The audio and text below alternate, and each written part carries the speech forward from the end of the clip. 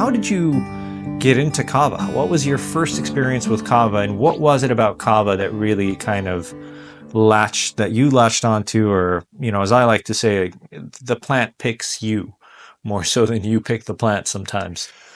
Well, I was aware of Kava, Mm-hmm. but I hadn't tried it yet. I had just left my position as being head of the department, and I was going to resume my career, but I wanted to update the crops I was working on. What year was this? So this was 1998, about August. Yeah. And I wanted to choose crops that I thought were going to be useful for Hawaii. Mm-hmm. I wanted to choose crops that could be processed here Mm-hmm. and sold as finished products, not as people sending out raw macadamia nuts. Sure. So we've already experienced value adding to macadamias here and selling them retail. Mm-hmm. We're already experiencing at that time roasting our own coffee and selling it to tourists, or selling it online, so that the growers are getting more value from their effort Mm-hmm.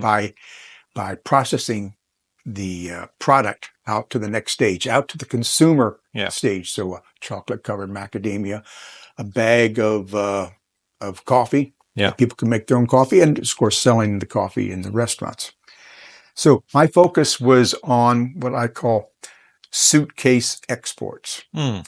That's where the tourist pays the shipping in their suitcase and takes it home with them and consumes it there, and maybe wants to order some more, or maybe he's taking coffee, macadamia nuts to friends and family at home. I see. As opposed to trying to get it into Safeway or any of the other big chains, have people take it back themselves. Okay. Got it. So I'm looking for crops that might happen. And I'd heard that Kava was a up and coming product. It was the Nutraceutical Act of 1995 that allowed a lot of these botanicals to be sold legally, with some claims, not medical claims to solve diseases, but claims that, it'll make you happy, it'll make you relaxed, you'll enjoy it, Yeah. So I chose Kava. At that point, I hadn't even tasted it yet. Oh, wow. Okay. My work is to make money for the farmers. Okay. Sure. So I didn't have to like it. Yeah. But I only work on crops that I do enjoy. Yeah. The same thing with cacao. I'm not a big chocolate fan. Yeah. I'm not a big eater of chocolate, but I also realized that here was another potential. I'd already seen the whole specialty coffee industry develop, and that Hawaii plugged into. And it seemed to me that we would be approaching a craft chocolate market at some point if we could grow it. Yeah. And yes, people were then bringing in beans from other parts of the world and making chocolate here. Yeah. But we really thought we could grow it. Yeah. And it's working, I think. The cacao came into Hawaii in the probably around 1830, 1835. Not that many years after coffee came in. Yeah. But it never really took off. And part of it is the processing of cacao for chocolate is much more involved than making coffee. And then I see some bags, all these coffee bags back here. Okay. Back in 1987, I started a coffee variety trial around the state of Hawaii. At that time, coffee was only grown on the west side of the Big Island in the area called Kona. But when I arrived here, the sugar industry, which was the largest agricultural industry, and after that, the pineapple industry, they were beginning to close down. Too much competition, too high a cost. And so I approached many of the plantations to see if they'd be interested in looking at another crop to replace sugar. Sugar in Hawaii has been highly mechanized, and I knew we'd have to mechanize whatever crop we got in. But these bags represent the locations of where we had our variety trials. This is the Wailua coffee on Oahu. This is Kauai coffee. It's the largest coffee farm in the state, several thousands of acres. This is Maui Kanapali. This is the plantation near the town of Lahaina, and this is the Lahaina smokestack, which is still standing today after the fire. This is Molokai coffee, Malulani Estate Coffees of Hawaii, they call it. And it was another site on Molokai. And I got some more. Over here is Kona Mountain. It was planted up for mechanical harvesting, but it has not been mechanically harvested in recent times. And these are the main successful sites of the variety trial. So, and these farms are still producing today. And then behind you, right here on this desk, we have these are cacao beans that we've collected and dried, fermented and dried at this point. Right, they're just waiting to be made into chocolate. These bags are also full of cacao beans. Beautiful. And then let's see, I do want to ask you about, so this isn't a regular fridge. When I first came in, I assumed this was a fridge, but can you tell us a little about what this is? Okay, this is our fermentary for fermenting cacao beans. Cacao, it has to be fermented in order to produce fine chocolate. You can still make chocolate out of unfermented beans. They still need to be roasted, but to ferment them, generally it's always a wild ferment. In other words, it's just like composting. And if you've ever composted before, you know you can't compost a little batch like this unless you get one of those electric devices that heats it up and adds extra enzymes. I mean, a natural compost like you would have out in your garden. Okay.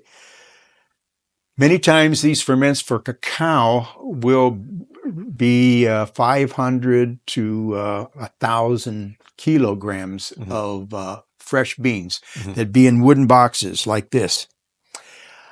We were trying to evaluate in our work 10 different seedling trees, which we had multiplied by grafting, and in several locations. On this island, 6.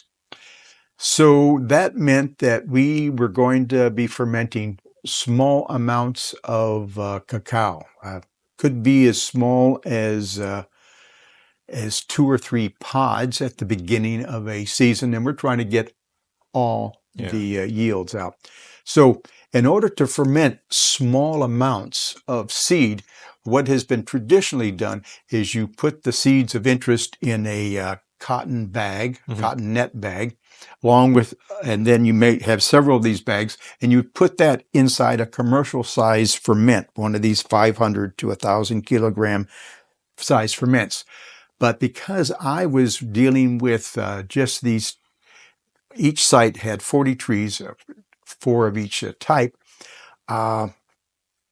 we're not going to be getting 500 pounds of one tree. And the problem of putting different bags from different trees into one ferment is the fermentation can easily be impacted by the mucilage in the host cacao. I wanted to taste the true terroir of this tree. So I want to taste the genetics, and I want to taste the location, and I want to taste the season. So in order to do that, we had to develop a way to ferment cacao in very small amounts, as small as 30 grams, which is like an ounce. So we did it with this unit here. And what it is simply it used to be a freezer, and then it became an insect incubator, and these are all the controls for night and day timers and temperature and lights. We didn't need any of that. We just put a black box on here, and the purpose of the black box was to increase the temperatures. So we're going for a 6-day ferment, so this is 0 day to 6 days. And we want to start at about 25 Celsius and be up to 48 to 50 by sometime during day 3. Yeah. Okay, so we want the temperature to change about every 6 hours, going up until it reaches a stop point. Okay, so in order to do that, we have to add external heat. So we could put the seeds from one tree, one pod is the small, into a plastic bag and put it in here, and the temperature would rise up. Now I can open the door and show you what one of these things looks like, and it's pretty awful. It's all empty except for the overflows. When the cacao starts really fermenting in about day 1 to day 2. Produces a lot of carbon dioxide. There's a lot of foam. Sometimes the foam bursts out of the bag, blows off the clip, and drains down on the bottom here. Yeah. But anyhow, this machine did a great job for us. Sometimes it would be totally filled with, it could be filled with as many as 60 bags of beans from 1 ounce to 5 pounds. Wow. But this was our fermentary. So can you tell me about your very first experience with Kava? How can you set the stage for us? Tell us, where were you? How did this all precipitate? Do you remember the first time drinking Kava? What was it like? Where was it at? Do you remember? Can you recall? Well, I can't recall the exact first time, but I can recall the most memorable early time. And this was when I traveled to the Big Island to meet Jerry Konanui and Ed Johnston. And along with me was Jerry Ooka, who was another faculty member in our college. And we went to Zach Gibson's farm. Zach had a kava bar in Kona, and he had a farm near Honoka'a. And we harvested kava there, and he had a little backhoe on a very small machine to dig it out of the ground. We weren't digging it by hand. We chopped it up with a axe and machetes, and then he had a nice wire table, and we could wash it off, and the water could be recycled, and the dirt drop out. And we drank some there, made it right into kava right there. And driving back to Hilo side, it was, I could definitely feel the kava that day. And then we stopped at Ed Johnson's and had more kava. And by that time, I was glad that I was not driving. I'd had quite a bit, and I could really feel it. It wasn't like being drunk or anything or being stoned, but it was definitely, you knew that you had something that was making you feel pretty good, felt a little bit more calm. We had already drunk enough that we were no longer talking a lot. There was a lot of contemplative silence in the car as we were driving back, It's always funny because in Vanuatu they have that as well, where it's like the first shell or two, people get really exuberant. You get that euphoric hit. Whether it's Kavain or Yangonin, we can sit here and talk about, but for the first 10 minutes, you really want to talk about stuff. You're really excited. And then definitely, once you hit that 30-minute, maybe 40-minute, once you're about your second or third in Vanuatu, here it's probably different. Then that all stops, man. Then it's just, you really, as they say over there, you listen to the kava. So that's why in Vanuatu they really don't like bright lights. They don't like loud music. They'll have these quiet little nooks that people will usually sit in, and you'll just you'll whisper, you'll talk amongst each other, but it's very quietly, and you'll notice they're a lot calmer. But that's also Vanuatu kava is very strong. And we experienced it here in the kava circle. We would start at 3 p.m. on Fridays. And it would be pretty loud as people are coming in and drinking and being very happy. But by 4:30, it would be a lot more quiet. And by the time I would leave at 6, it was very quiet. Everyone and we experience the same thing at our outdoor kava circle these days when we drink outside. Ginger. That's we don't get as much production. Yeah. And these are the original cups we use. This is Monkey Pod. and they all have a nice patina on them as patina well. inside them as well. We didn't have a lot of coconut shells at the beginning, but over time we did. Yeah, we And so started accumulating. nowadays we only drink out of. And then you have a shelf up here with some kava drinks. Oh yes, and I was trying to get the one that I saw the other day, the Taha. Yeah. But over time, this was the first example of a instant kava product from Kava King, and the rest of these were ready to drink products that we got exposed to over time. Except this one here. This is actually coffee, Sean Steinman. Yeah. And this was a fairly recent one. And then I had one the other day that I didn't get a chance to taste. That was called Taha. And I don't know the story behind and it's a Hawaiian one, or? I gave it to, I gave the can away. I received it from my wife's cousin. And the can was tossed out before I got to him to say, hey, I want it for my collection. Yeah. And I tried to retrieve it, and it didn't happen. And here was another one that was kind of being blocked. This is Mary Jane, a play on words there. And it was incredibly sweet. Yeah. I mean, way too sweet to drink. And what was this one here? This is the Pacific Roots. Oh, yeah. Mike Munsel's. Yeah, right. So we have a couple of duplicates up there. Yeah. And then that's Takimai. And then this one is really interesting. I really like this one. It just says Bula right on it. So this was an interesting. So these are all the ones that basically didn't make it. You don't really see them and anymore. Here's the Ozia. Yeah. He's still around. He does candy. Is the one I think that Steve George makes. Yeah. But he makes the little lozenges which are actually a fairly good product. Yeah. Okay, great. So variations. The color changes a little bit as the plant matures. And then these up here are they say on them basically Mahakea fresh, Nene fresh. And then these are the methods that you were talking about earlier. Dry method, So this is just... So these are the dispensers from the very last Kava festival. And our Kava Circle always offered up a Kava tasting table in which we would offer up at least 2 varieties, but sometimes 4. And sometimes we would have it root versus stump. One year or another year it might be fresh versus dry, because there are 2 dry kava cultures where the kava is dried before they mix it with water. Other kava cultures drink it fresh. The fruit is fresh, and they pound it up and mix it with water. So these were just the dispensing vehicles, because people would line up and we'd have thousands of cups out there and they could taste them. Can we see the blender and the patina that you have on your blender? Well, the big blender's not here, but this is the regular Kava one with the Kava lactones on the side. How many years?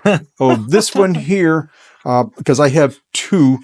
This one I probably stopped using after maybe 10 or 15 years. Yeah. This is one that has been used only once or twice for Kava. Yeah. And you can see there's a big difference. Do you have a favorite type of Kava? I'm sure you've tried pretty much. I've tried all the Hawaiian varieties. all the ones over here, basically. Yeah. Do you have a favorite that you gravitate towards? If you see, if someone is like, oh, I have so-and-so variety that kind of makes you perk up, what would you say? I enjoy Mahakea, but to be honest, I cannot differentiate the different varieties by their taste. Now, I don't taste very well anymore. But even then, when we tried to do Kava tasting, it's tough. Once it's made, you'd be better off just smelling it. You can't not put nothing in your mouth. I could tell you the difference between ones from Vanuatu and ones from Fiji. Yes, we could. We felt there was some were more perfumey. Yep. Than ours. Perfumey is not a characteristic that I associate with the Hawaiian varieties. I do think that some of the dry kavas are a little bit more perfumey than the fresh kavas. Yeah, it's pretty unique how some of them really get that. Yeah. I don't know if And that's... it may have something to do with the drying that allows it to be available to... Esterification, or there's a name for this process. I can't recall it right now. But yeah, it's something with the drying that really kind of changes some of these aromatics, and it causes them to be a little more pronounced. Yeah, we've noticed that too. So they don't have the tradition of waka and loena here like they do in Fiji, where they separate between the lateral roots and the stump. Everything here is just kind of mixed. Yeah, we always, when we harvested, we always separated them because we wanted to understand how big the stump was, what it weighed, what the kava lactone content was. Sure. We wanted to know how much the roots weighed and the proportions, and as well as what the kava lactone content was. So did you ever experience drinking just the lateral roots, or yeah. And what are your thoughts on that? It was usually stronger. Yeah. It would have a stronger rooty flavor, whereas the stump would be not as strong in your face flavor, not as rooty, but it also would be a little bit more starchy. Yeah, creamy. Yes. Yeah, have a different mouth feel. Right, One of them was a little more astringent in a sense, and a little pepper on the mouth. Yes. Now we found that when we started using hot water instead of room temp water, we got a lot more of the peppery notes coming out. It could be just because there were more kava lactones in there. But we always associate it with hot water. But you've empirically proven at this point that slightly elevated temperatures do extract more kava lactones than room temperature, specifically though with that extreme agitation as with a blender, as opposed to just hand kneading and massaging. So there was some recent research that came out, wasn't really research, it was anecdotal, that someone was saying that actually the temperature doesn't play that large of a role, but I think they were hand massaging, and so they didn't really see much of a difference. And they're saying the taste profile, but it's like, you really need to use a blender in order to extract, because it is a resinous compound that doesn't like to mix with water. Right. And this is why we stumbled on the use of ginger, because the ginger becomes a natural emulsifier. Interesting. So do you know the mechanism of action?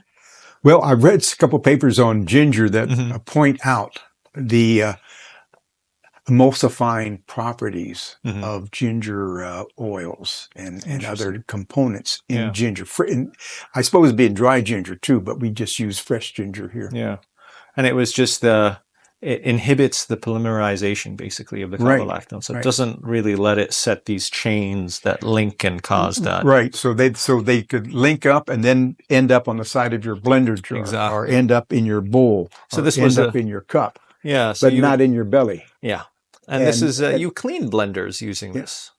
You can. We have cleaned up a very yellow squeeze bag and make it go almost white just by running it through ginger juice and stuff. Wow. All right, so this is one of my favorite pictures. Is this is the Bittenbender estate. This is our farm in Southwest Michigan that we bought when my father retired from the Air Force, and they were there from 65 to about 90. Wow. We raised bees, and so you can just see the hive bodies here. We had when everything was here in the spring, we'd bring them in from their winter storage, would be about 500 hives. Wow. And so our property was not big. It was just this section right here, and our garden and the farm road. Nice. We were surrounded by orchards: apple, peaches, pears, plums. This was in Michigan? Yes, Southwest Michigan. South Haven, Michigan. Yeah. Nice.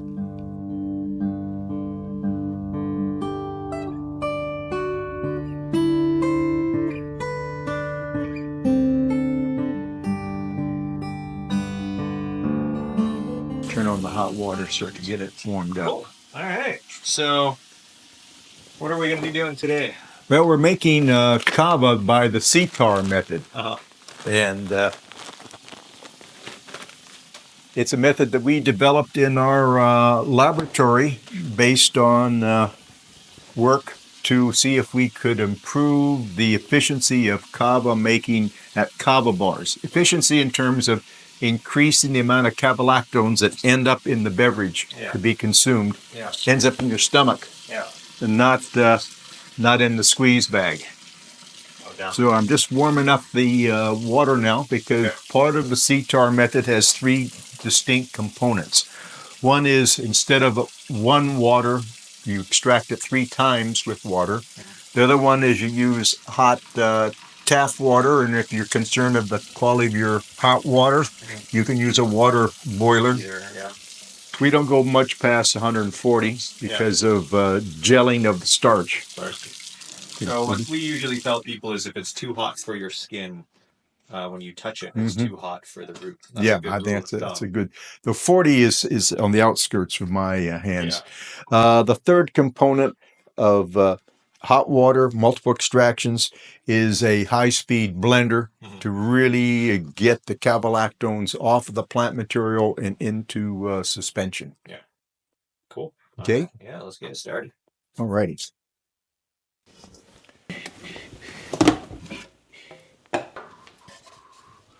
I use fresh frozen ground kava from Pu'uhoku Ranch. Pu'uhoku is kind of the producer here in Hawaii. Yeah, it's the biggest one at this time. So let me plug in my blender here. The blender is a Vitamix Bar Boss. I don't know if they make this model anymore. It's at least 20 years old. Yeah. And it is it stood the test of time, huh? Oh yeah. The blender jar has residues from many kava makings. This is used. I make kava twice a week, and each time I make it, I generate 1.5 gallons of kava beverage. So how many gallons of kava would you say you drink in a week or a month? Oh, around a gallon. A gallon a week? Yeah, I would say. Okay. I drink 7 days a week. Yeah. And I'm just looking for my scissors here. Here we go. 7 days a week. We're drinking, and you've been drinking kava 7 days a week for how long? Maybe 25 years. Wow. Any concerns? Have you gotten blood work done? Have you? Oh, my blood work is fine. This came from the doctors today for my regular 6-month checkup, and everything is looking good. The liver functions are good and whatnot. Yeah. Okay, so in starting this, we've already generated hot water, and now we're putting we thawed out the frozen kava. Yeah. And there's always some left in the bag. Yeah. So you want to fill it up. Rinse it out so you get it all. You paid money for it. Yep. Not a drop goes to waste. And the variety right now is Hiva. Yeah. And they've really upped their game with the branding. I mean, I remember when we used to buy from them and it was just a Ziploc bag. Yeah. So I fill my blender up to the point where they ask you to stop filling it. Yeah. Which is right up to the top there. Okay.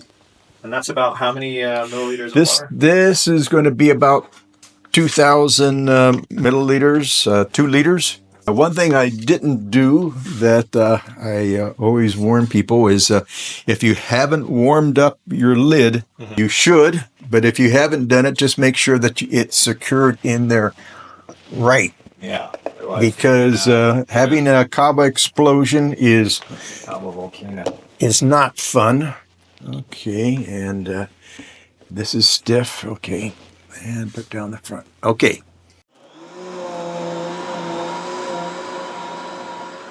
So what do we have here? This is sliced fresh ginger root, frozen. If you keep it fresh, that's fine, but you keep it in the fridge. This way it's frozen, it breaks down fast. Yep. And then you put a slice in the last wash. Basically, you're adding a bit of ginger. Why do you add the ginger again? We discovered this based on graduate student curiosity. They always wanted to make the kava taste better. So we would try extract it with coffee, extracting it with tea, extracting it with fruit juices. Then they started adding other things. They wanted to try turmeric. Personally, I didn't care for the taste of turmeric. Ginger, we found the taste to be quite pleasant. Okay, so we stuck with that for a while. And what we noticed over time was that the residue built up in the blender jar and the residue built up on the squeeze bag was less. These bags can get bright yellow over time, but it won't get any brighter than this if you use ginger. Now, we just observed that. Yeah. We were still just doing it because it tastes better. Yeah. So then we began to inquire with some of our chemistry friends. Yeah. Always make sure your lid is secure in there. Otherwise, you lose money. Yeah. Okay, so the ginger is in here.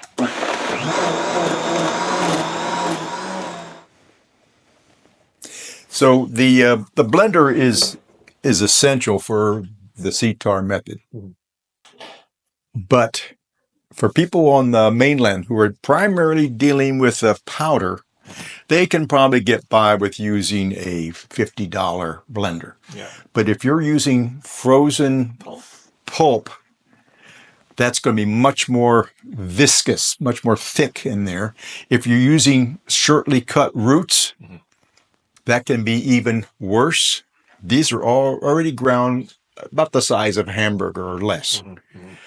They can jam your blender, and once your blender gets hot and you can smell it, that's the end of that blender. So, if you're going to be making kava regularly, or you're not using your mom's because you burn out your mom's blender, you're bad boy. Okay, so now we're ready to pour this out the last time. The ginger is been cut up in by the blender. It's in here.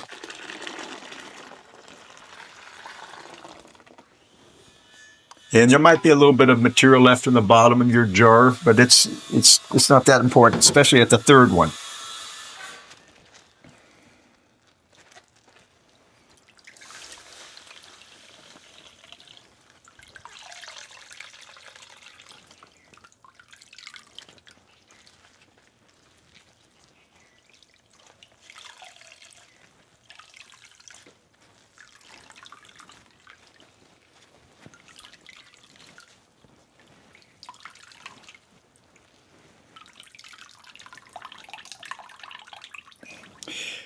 And as you squeeze it from between the first to the last extraction, you definitely will feel a change in the thickness, the viscosity of the water. To make sure that you have gotten everything out, you can feel the press cake in your hands. If it feels kind of dry and gritty, you've done a good job. If it feels slippery or oily, you better do another extraction because that slipperiness is the cabalactones. Yeah. So you really want like this dry, almost like wet sawdust or wet sand. Yes. Okay, so now we've made it. I'm going to wash my hands here because I'm going to be dipping my hands into the kava here because you can feel that the starch in the fresh material has dropped out. It's precipitated and it's on the bottom of the bowl, just like when you're using cornstarch. If I don't stir it up and get it back into suspension, the last batch of kava will be a little stronger than the other batches because the cabalactones do get trapped in the starch. Okay, I don't feel any more solid material in there, so now I'm ready to start filling up. These are the little cans that serve it in your cup too.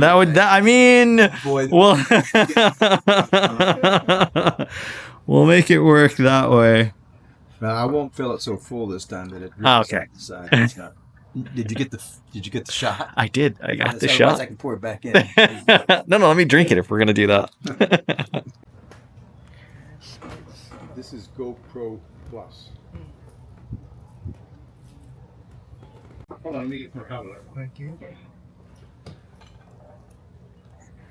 Perfect. I'm just a little bashful. Wait, who did that? This guy. Aaron wanted him. I haven't even seen. Is that pitaya? Yes, right here. You know, I rarely ever see them actually fruit. How do you get them to fruit? Well, just let them grow. I'm trying to see if I see. Oh, here's one that's about to flower. Yeah. This is a new plant that I got from a nursery here. Yeah, there's a flower bud right there. There it is. So it's going to get a little bigger. The bud will be eventually about this big, and then it will open up. Big white Yeah, gorgeous petals, flower, lots of stamens in there, and it'll be open for just one night. yeah. Oh, no, no. And then it will close up, and the fruit. This will be the fruit of the future, right there. I see. Okay. And this is an armored fruit. Well, let's take a look at one that's ripe What are now. these little buds? Are those basically they're going to be That's flowers? yes. Got it. So here is the ripe fruit, and you can see the spines on here. Very nasty little spines. Yeah. When it's ripe, though, Yeah. Pull them right out. I'm going to try if I can get close enough. Oh yeah! Wow, look at that. So when it's ripe, you just take a strong paintbrush Yeah. and brush them off into your trash can. Yeah. Don't leave them on the ground. Not into the ground, Yeah. not into your compost. You want me to? No, no, why should you get caught up? But I am going to dispose of this property right now. Yeah, Okay. okay. So this is peach palm. It's an ancient crop of the Amazon and was a major food crop prior to contact. It produces edible palm fruits. I'll show you some later. This particular tree was brought in by Charles Clement, American, who was a peach palm expert when he was here doing his PhD in 1988. The tree itself is probably, it's probably getting on to 40 years old. Almost as old as me. Yeah. And it is a clumping palm. Okay, so unlike a coconut, which is one fruit, one stem, this is one seed, and it continues to grow. And when they get too tall, you can cut them out. I actually initially grew this to harvest the heart of the palm. And the heart of the palm is up here someplace, a little bit higher. And it's just very soft tissue and the early leaves. But I missed harvesting it a couple years, and it got taller, and then it flowered. It makes groups of fruit, about size my thumb, a little bigger, and maybe about 12 pounds, 15 pounds, the weight of the bunch. And in this particular peach palm, it is seedless, which is nice for the consumer, but nightmare for the nurseryman because propagating it makes it very difficult. You could try tissue culture. We have tried, but not very successfully, to slowly cut the suckers away. So this will continue to produce suckers for its life. The original plant was over here someplace, and the mat has moved towards the sun. Wow. Okay. Yeah, let's check out some of these fruits. Yes. Oh, you wanted some flowers. Yeah.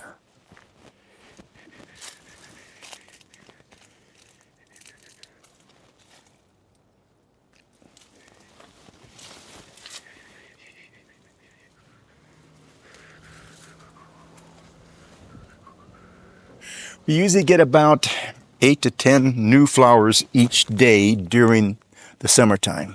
Flowers. Flowers, yes. Let's see here. More.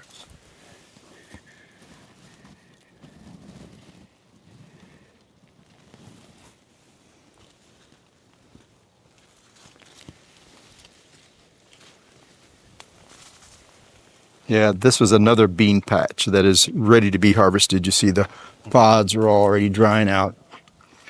This one here is this is kidney bean, and over there they were I think they were pintos. One of my hobbies is growing dry beans because I like the flavor of cooked dry beans better than I like the flavor of fresh pods. Beans. Yeah. And you can store them. Okay, well, we got you a handful Oh, here. wow. Thank you. That's funny. So I usually will leave these in a bowl of water in the house. And that's not Tammy, that's Christy. Yeah? No? No, maybe not. No, maybe not. Okay. Alrighty. Well, we got plenty of flowers here Great. for you.